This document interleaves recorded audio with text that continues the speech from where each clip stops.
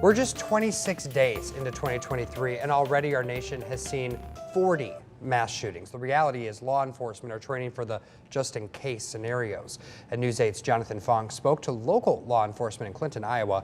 Jonathan, what did they have to say?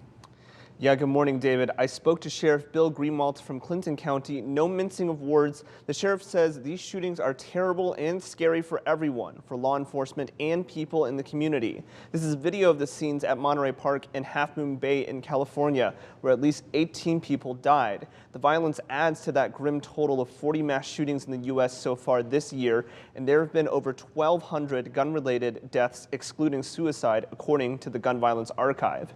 And this was the scene. You'll see the video in just a moment. This is the scene in Des Moines where 2 teens were killed at a community outreach center. Another grim statistic from the archive, 102 teens in the U.S. have already been killed by gun violence this year.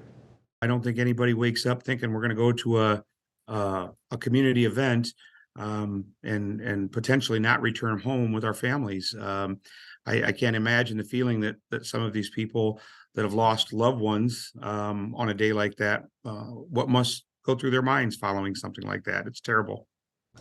And coming up at 5:30, we'll hear more from the sheriff on how he's working with all the departments to protect the community, not just in responding to acts of violence, but also trying to prevent them entirely. Back to you, David.